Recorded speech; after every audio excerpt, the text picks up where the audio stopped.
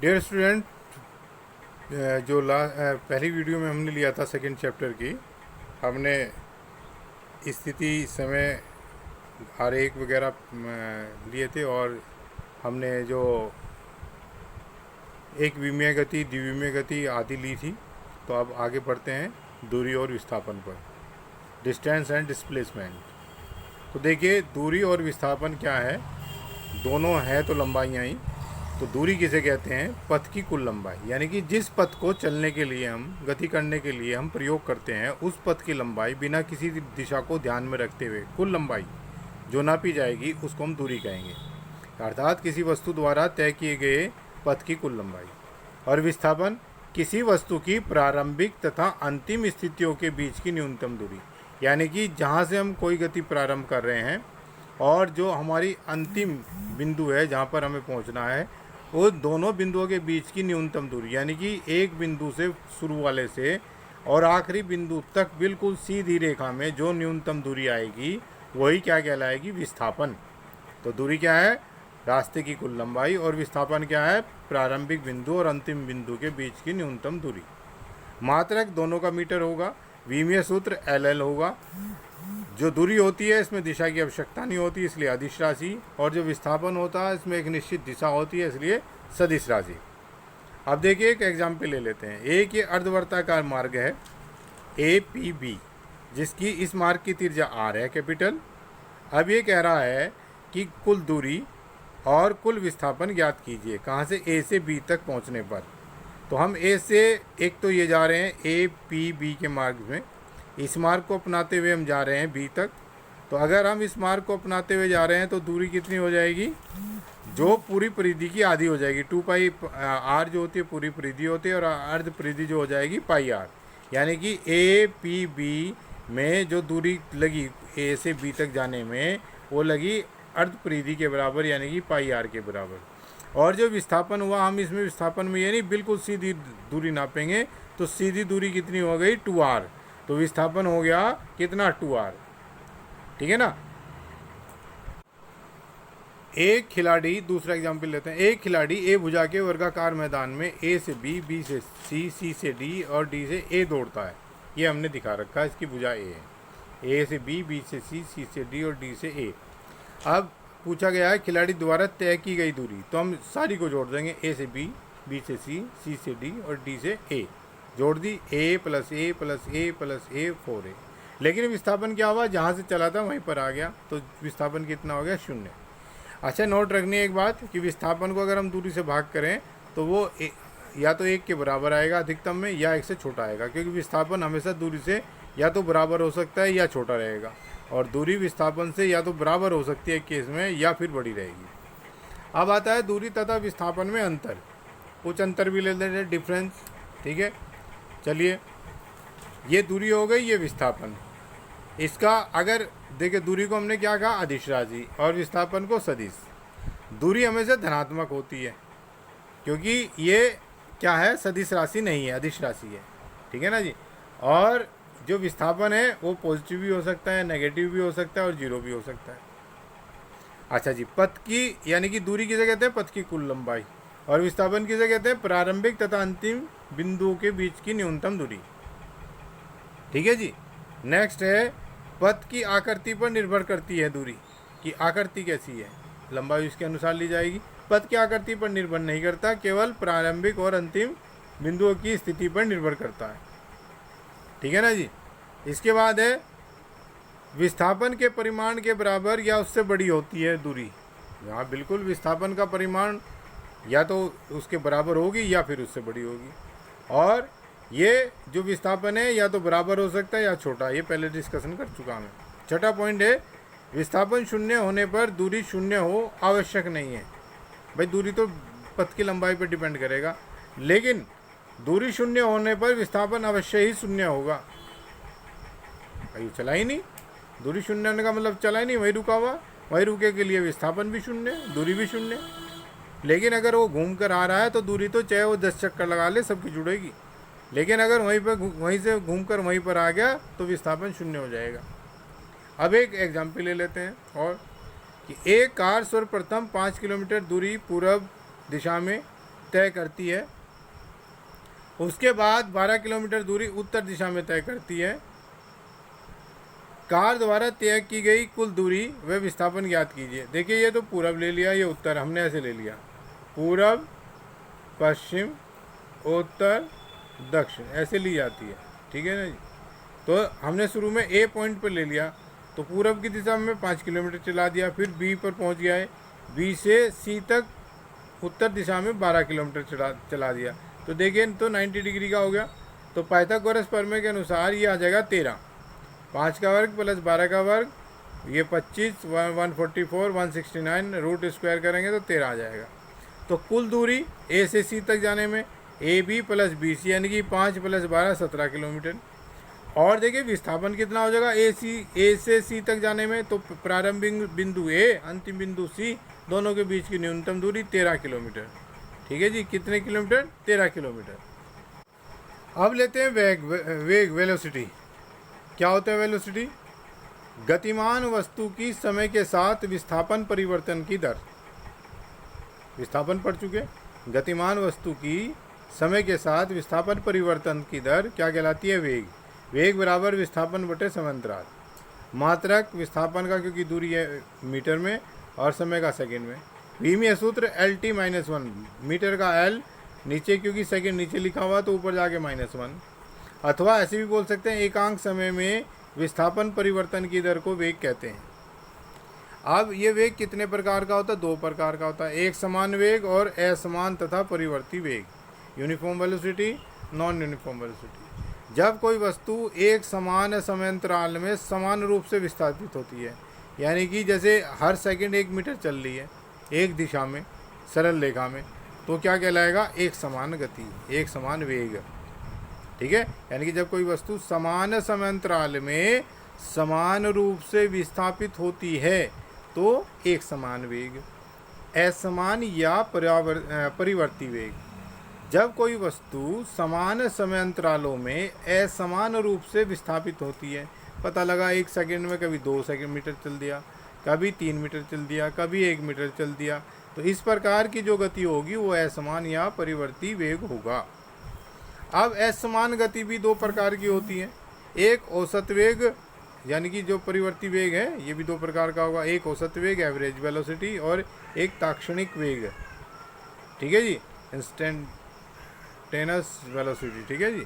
पहला आएगा असमान वेग से गतिमान वस्तु के कुल विस्थापन तथा तय करने में लगे समय का अनुपात।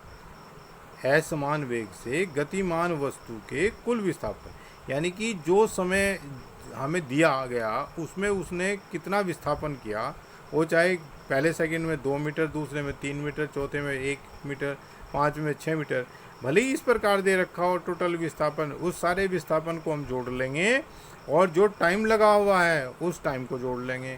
तो औसत वेग निकालने के लिए उस कुल विस्थापन को उस कुल समय से डिवाइड कर देंगे। और ये ताक्षणिक वेग। असमान वेग से गतिमान किसी वस्तु का किसी अक्षण विशेष पर वेग, हम कहें 5वें पर वेग, ठीक है ना जी, किसी अक्षण विशेष पर वेग, ठीक है, उसको कहेंगे ताक्षणिक वेग। यदि डेल्टा टी यानी कि डेल्टा टी कैसा है? लाइक टू जीरो, बहुत सूक्ष्म समय में विस्थापन सूक्ष्म सा हो रहा है डेल्टा एस, तो ताक्षणिक वेग होगा v limit delta t tends to 0 del s upon del t. इसको हम ds अपॉन dt भी बोल सकते हैं। और ये होता है समय के सापेक्ष अवकलन समीकरण किसका? विस्थापन का। इसको हम ऐसे ना लिखकर ऐसे लिख सकते हैं, ठीक है ना जी, अवकलन गुणांक के रूप में लिख सकते हैं। अब इसके ऊपर एक एग्जाम्पल ले लेते हैं भाई। अब एग्जाम्पल है कि x अक्ष के अनुदिश किसी गतिमान वस्तु की स्थिति निम्नलिखित सूत्र के द्वारा व्यक्त की जा सकती है। x विस्थापन हो गया, a और b 2 कांस्टेंट हो गए और t स्क्वायर हो गया समय, t समय हो गया, जहाँ a बराबर 8.5 मीटर और b बराबर 2.5 मीटर प्रति सेकंड स्क्वायर, वह t समय। तो अब ये कह रहा है t बराबर 0 तथा t बराबर 2 सेकंड पर वस्तु का वेग क्या होगा। दूसरा पूछा t बराबर 2 सेकंड तथा t बराबर 4 सेकंड के मध्य समय अंतराल में वस्तु का औसत वेग कितना होगा। पहले हम फर्स्ट पार्ट निकाल लेते हैं। इसके लिए क्या करेंगे हम, x is equal to a plus b t square. इसने क्या पूछा, वस्तु का वेग। तो देखिए हम उसका, ये जो हमने ऊपर फार्मूला पढ़ा है D S upon D T, तो यहाँ एस की जगह एक्स ले रखा, तो यहाँ करेंगे हम D x upon D T. तो प्यारे बच्चों, जो आपको डिफरेंशियल तो निकालना आता है, नहीं आता है तो आप सीख जाएंगे। तो हम जैसे यहाँ पर एक्स है, इसका टी के सापेक्ष अवकलन करेंगे, तो हम इसे लिखेंगे D x upon D T. ठीक है, जिसके साथ टी नहीं है उसे कांस्टेंट मानते हुए जीरो लिख देते हैं। जिसके साथ टी नहीं है, ए के साथ टी नहीं है तो अवकलन करने पे जीरो हो जाएगा। और जिसके साथ टी है तो पहले तो अब इसको जो हमारा कांस्टेंट है इसको एज इट इज रखेंगे। अब मान लीजिए हम टी के सापेक्ष कर रहे हैं तो टी की जितनी पावर होती है वो बाहर आ जाती है और एक पावर कम करके लिख देते हैं। तो ये कितना होगा, 2bt। ठीक है ना जी, v is equal to d x upon D t is equal to 2bt। अब ये कह रहा है t बराबर 0 पर। ठीक है ना जी, अगर हम t बराबर 0 पर, पहले तो यहाँ b का मान रख दिया हमने 2 गुना 2.5, तो 5t आ गया मीटर प्रति सेकंड, क्योंकि जो वेग होता है मीटर प्रति सेकंड में होता है, इसलिए 5t मीटर प्रति सेकंड रखा है। ठीक है ना जी, वैसे भी ये मीटर प्रति सेकंड स्क्वायर, सेकंड की गुना हो गई तो 1 सेकंड रह जाएगा। अब t बराबर 0 पर v कितना हो जाएगा, अब जहाँ t है वहाँ पर 0 रख देंगे, बस 5 गुना 0 बराबर 0। फिर t बराबर 2 पर v2 बराबर हो जाएगा 5 गुना 2 बराबर 10, 3 पर 5 गुना 3 बराबर 15, 4 पर 5 गुना 4 बराबर 20, है ना। अब t बराबर 2 सेकंड पर और t बराबर 4 सेकंड के मध्य पूछ रहा औसत वेग। तो देखिए क्या होगा, औसत वेग कुल विस्थापन यानी कि 2 सेकंड पर और 4 सेकंड पर। तो विस्थापन के लिए हम क्या करेंगे, जो हमने कुल विस्थापन किया है, ठीक है ना जी, किसमें, t2 सेकंड में और t1 सेकंड में, तो विस्थापन गुना समय यहाँ पर रख देंगे xt2 माइनस xt1। t2 तो हमने ले लिया है ये 4 सेकंड वाला, बल्कि ये 3 कर देते चाहे आप इसको, है ना, रखेंगे यहाँ 3 वाला मान लिए। तो और माइनस x1 t1 यानी कि x इंटू 2 सेकंड पूछो, और t2 माइनस t1, तो हम इसको वैल्यू रख देंगे v average is equal to x into 4 और माइनस x इंटू 2। ठीक है ना जी, और अपॉन 4 नीचे आ जाएगा 4 माइनस 2। अब हम x की वैल्यू रख देंगे a plus b t square. ठीक है ना, a plus b t square. ठीक है ना जी, माइनस, अब देखिए जब हमने टी स्क्वायर कहा ना, टी कितना है शुरू में 4, तो इस टी की जगह हम क्या रखेंगे, 4 का वर्ग यानी कि 16 भी होंगे। फिर हमने कहा x इंटू 2 यानी कि टी की जगह 2 रखना है, तो उसमें आ जाएगा दूसरे बार में a plus b into 2 square यानी कि 4b। समझ में आ गया ना, जैसे xt2 बराबर कितना हो गया, a plus b into 4 square, a plus 16b, और xt1 कितना हो गया, a plus b into 2 square, a plus 4b। ठीक है ना, रख दिया दोनों को, नीचे रहेगा 4 में से 2 गया 2। अब देखो खोलेंगे इसको, माइनस से माइनस, ये प्लस ए ये माइनस ए कट जाएगा, 16b माइनस 4b 12b रह जाएगा अपॉन 2, तो 6b आ जाएगा। b की वैल्यू है 2.5 रख देंगे, तो ये आ गया 15 मीटर प्रति सेकंड। इस प्रकार 2 से 4 सेकंड के बीच में जो वैल्यू आ जाएगी औसत वेग की वो कितनी आ गई, 15 मीटर पर सेकंड। ठीक है ना। अब आते हैं हम चाल पर। चाल क्या है, किसी वस्तु द्वारा एकांक समय में तय की गई दूरी।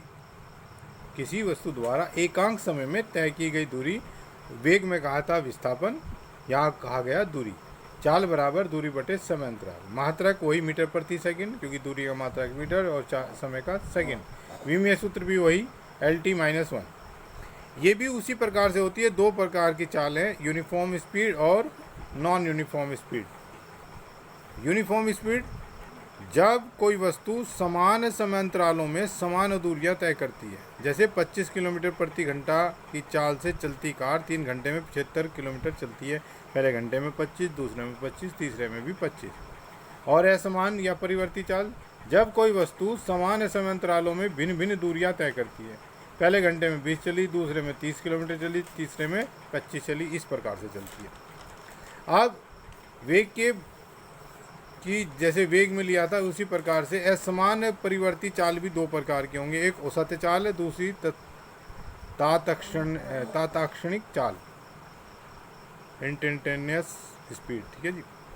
तो पहले लेंगे औसत चाल, कुल तय की गई दूरी बटे कुल लगा समय, यानी कि जो कोई वस्तु, गतिमान वस्तु कुल दूरी तय कर रही है, ठीक है ना, उस टोटल को ले लेंगे और जो कुल समय लगेगा उस समय से उसको डिवाइड कर देंगे तो औसत चाल आ जाएगी। और यदि गतिमान वस्तु अत्यंत सूक्ष्म समंतराल डेल्टा टी टेंस टू 0 में डेल्टा एस दूरी तय करती है तो तात्क्षणिक चाल जो होगी v is equal to limit delta D S delta T tends to 0 D S delta S upon delta T और D S upon D T. ठीक है ना जी। और तात्क्षणिक चाल का जो मापन होता है स्पीडोमीटर के द्वारा होता है। अब हम औसत चाल वाले मसले पर आ जाते हैं। इसमें हम 2-3 कंडीशन लेंगे कि जब कोई गतिमान वस्तु क्रमशः S1, S2, S3 दूरियां क्रम से U1, U2, V1, V2, V3 चालों से तय करती है, समय नहीं दे रखा, तब हम कैसे औसत चाल ज्ञात करेंगे? तो कुल दूरी तो हो जाएगी S1 plus S2 plus S3 जो ऊपर वाला दिया हुआ। अब टाइम कैसे निकालेंगे? देखिए भैया, चाल बराबर होती है दूरी बटे समय। ठीक है, तो समय हो जाएगा दूरी बटे चाल, यानी कि T1 plus T2 plus T3 क्या हो जाएगा? पहली दूरी पहली चाल, अब प्लस दूसरी दूरी दूसरी चाल, तीसरी दूरी तीसरी चाल, इनको ऐसे भाग करके जोड़ लेंगे तो कुल सम आ जाएगा T1 plus T2 plus T3 ऐसे। तो कुल दूरी आ गई S1 plus S2 plus S3 और समय आ गया S1 upon V1 plus S2 upon V2 plus S3 upon V3 dash dash dash. अब दूसरा पॉइंट, जब वस्तु समांतरालों T1 T2 में चाल V1 V2 V3 है, इसमें दूरी नहीं दे रखी है, तो फिर क्या करेंगे? तो औसत चाल V is equal to S1 plus S2 plus S3 dash dash dash upon T1 plus T2 plus T3 dash dash dash. तो S1 को कैसे निकालेंगे? दूरी ना सॉरी चाल गुना समय, वो फार्मूला लगाएंगे तो पहली चाल पहला समय, दूसरी चाल दूसरा समय, तीसरी चाल तीसरा समय, तो पहली दूरी दूसरी दूरी तीसरी दूरी बटे टोटल समय। एक एग्जाम्पल ले लेते हैं।